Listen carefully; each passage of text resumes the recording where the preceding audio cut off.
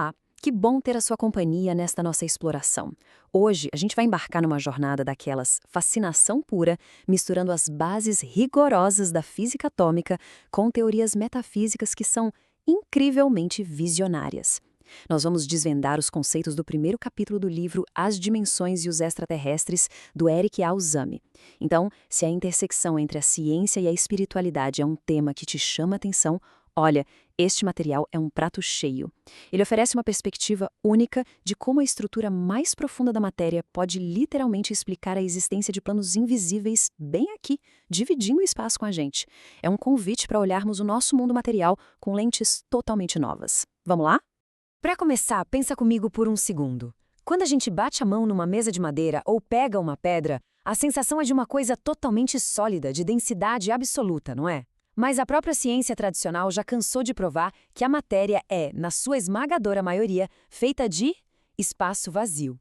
E a grande sacada do autor aqui é levantar uma questão que dá um nó na nossa cabeça. E se esse abismo de espaço invisível dentro do próprio átomo não for apenas um grande nada? E se esse vazio colossal for, na verdade, a fronteira, a porta de entrada vibracional exata para outras realidades e dimensões espirituais que estão aqui, agora, ao nosso redor? Bom, para a gente não se perder no meio de tantos conceitos, vamos conferir a nossa rota de hoje. Vamos passar por 5 pontos.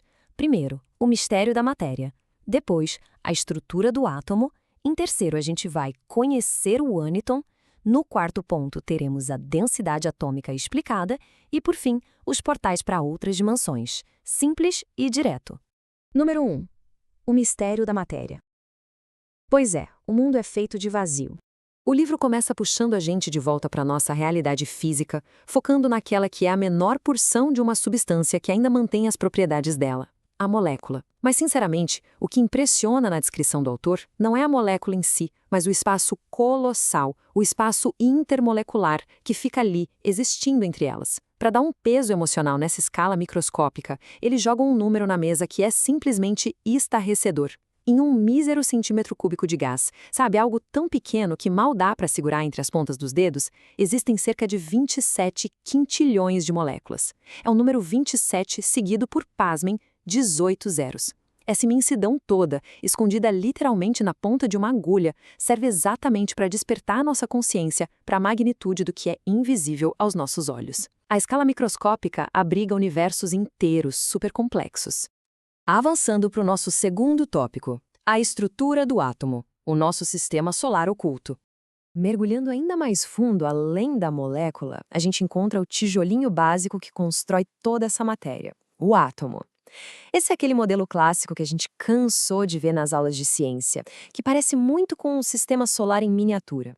A gente tem aquele núcleo central bem pesado, cheio de prótons com carga positiva e nêutrons sem carga nenhuma, e ao redor os elétrons bem mais levinhos, orbitando com sua carga negativa. O autor usa essa estrutura superfamiliar não por acaso. Ele faz isso para criar uma base de confiança, mostrando que as leis da física que a gente conhece não são jogadas fora. Elas são usadas como um verdadeiro trampolim para a gente pular lá para a exploração de outras dimensões.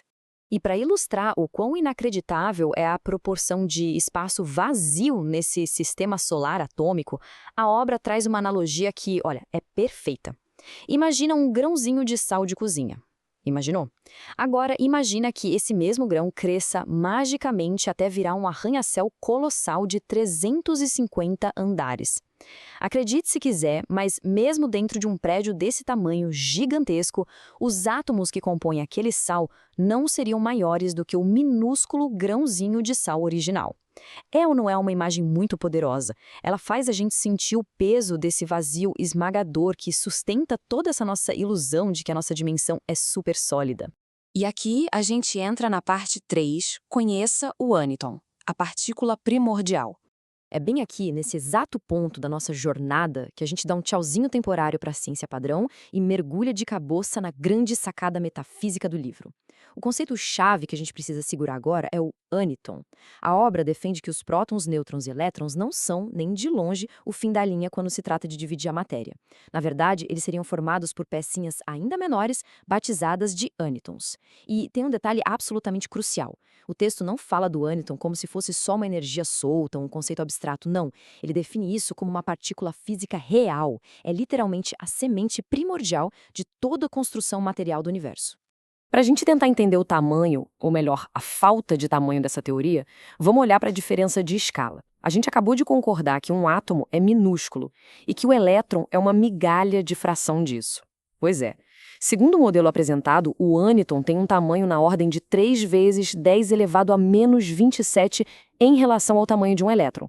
É um número tão ridiculamente pequeno para os padrões da ciência atual que ele existe num nível de sutileza estrutural que foge completamente da nossa capacidade humana de visualização. Número 4 do nosso roteiro. Densidade atômica explicada. A mágica da variação do espaço. Entender que o âniton existe é só o primeiro passo. O pulo do gato é entender como ele pega tudo que a gente acha que sabe sobre densidade e vira totalmente do avesso. Na teoria proposta pela obra, imagine de um lado um átomo em estado condensado, do outro um átomo descondensado. A genialidade dessa ideia é que o átomo não precisa perder massa, jogar elétron ou próton fora, nada disso, para ficar menos denso. A densidade nesse modelo dimensional é decidida puramente pela distância entre os ânitons. É isso. Quando os ânitons se afastam uns dos outros, o átomo incha, ele ganha volume. Ele descondensa, ficando muito mais sutil, mas sem perder um único grama da sua essência original. O livro faz uma analogia com a água que ajuda muito a clarear isso. Pensa num cubo de gelo. Ele é denso, ele é sólido. Já a água líquida ou aquele vapor solto no ar são bem menos densos. Mas lá no fundo a essência não mudou em absolutamente nada. É tudo H2O. O argumento sugere que as partículas atômicas também podem passar por essas variações de estado, ocupando mais ou menos espaço. E é por isso que corpos com densidades atômicas totalmente diferentes conseguiriam, teoricamente, coabitar o mesmo lugar no espaço e, ao mesmo tempo, sem bater cabeça, justamente porque o espaço entre os ânitos de cada um é diferente. Loucura, né? Chegamos à nossa última parada, a parte 5, portais para outras dimensões, as viagens a outros planos. Se a densidade atômica pode variar tanto e a matéria pode descondensar a níveis que a gente nem imagina, o que isso significa na prática cósmica? Bem, significa a criação de portais vibracionais. A dinâmica da energia interna funciona assim. Quando o átomo descondensa, ou seja, quando os ânitos se afastam e o volume aumenta, as regras do jogo mudam. O átomo ganha uma energia cinética gigantesca.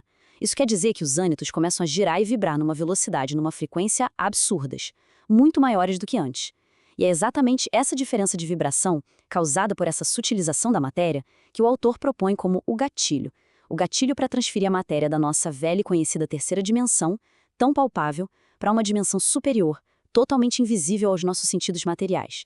Mas aí fica aquela velha dúvida. Se essas outras dimensões de matéria sutil estão bem aqui na nossa cara, por que a gente não vive trombando nelas o tempo todo? O autor mata essa charada de forma brilhante usando a ideia das ondas de rádio. Imagina que uma onda de rádio de 500 Hz e outra de 700 Hz estão passando pela sua sala agora mesmo. Uma não interfere na outra de jeito nenhum, certo? Elas existem em frequências vibratórias completamente diferentes.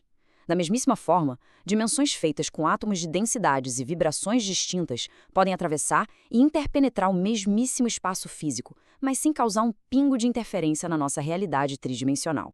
Para amarrar tudo e deixar a coisa bem redonda, vamos recapitular a lógica inteira. A gente parte da premissa de que a matéria sólida que a gente toca é basicamente um vazio gigantesco. E é dentro desse vazio que os ânitons operam, ditando o quão condensado é o universo ao qual eles pertencem. Quando esses microtijolinhos da criação se distanciam, a matéria passa a vibrar muito mais rápido, ela praticamente se desmaterializa para a nossa percepção comum e passa a habitar novos planos de existência. É uma espécie de engenharia cósmica que é ao mesmo tempo perfeita na sua mecânica e absolutamente infinita no seu lado espiritual. E a gente termina com um pensamento que não é só química ou física especulativa. É algo que muda a forma como a gente sente o próprio universo. Pensa comigo. Se toda essa vastidão de planetas e estrelas visíveis que a gente admira é apenas uma faixazinha de frequência de uma matéria supercondensada, quantas outras maravilhas, quantas entidades e realidades não devem estar dividindo esse exato ambiente com a gente agora, escondidas apenas por uma simples diferença na velocidade dos seus ânitos. É um convite emocional maravilhoso para a gente manter a mente aberta para o invisível e exercitar a nossa humildade cósmica, não acha? Eu vou ficando por aqui, mas deixo essa reflexão no ar. Muito obrigado por embarcar nessa análise de hoje e que a vontade de questionar tudo que parece sólido continue sempre viva. Até a próxima